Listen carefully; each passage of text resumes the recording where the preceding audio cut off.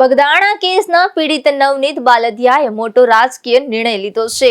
ભાજપમાં જોડાવાની અટકળો વચ્ચે તેમણે કોંગ્રેસનો હાથ પકડી લીધો છે।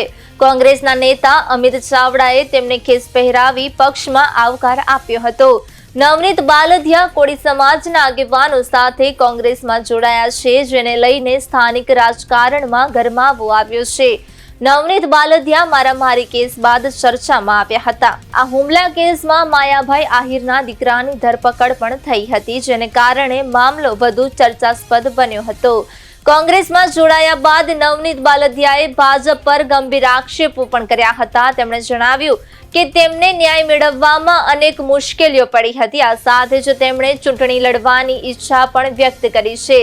સમાજ કહેશે તો ચોક્કસ ચૂંટણી લડીશ, એવું નવનીત બાલદિયાએ જણાવ્યું હતું।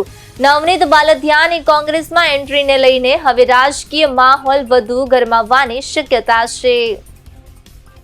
ભાજપના ત્રાસથી છેલ્લા ઘણા સમયથી તમે જુઓ છો કે કેટલા અત્યાચાર થાય છે। કોઈ પણ સમાજનો જ્યારે રોડે ચડે છે ત્યારે એને ન્યાય મળે છે।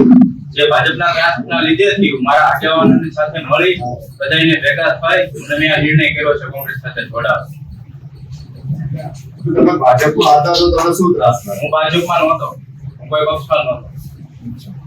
અમે ભાજપ જો મારે કેસની પ્રક્રિયા ચાલુ છે એસઆઈટી ની, જે 2 દિવસ પહેલા જ આરોપીનો પકડ્યો જે ડીવાયએસપી હતા, તો એને આ સરકારે પાછી કેમ હોવા હાજર કરે છે ડીવાયએસપી, જે કેસની તપાસ તો ચાલુ છે। ભાજપનો કેટલો ત્રાસ છે તમે જોવો છો।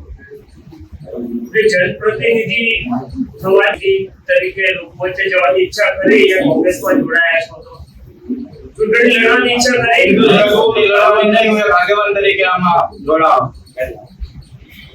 આગેવાનો કે છે લડવાનું, તો હું ચૂંટણી પણ લડીશ।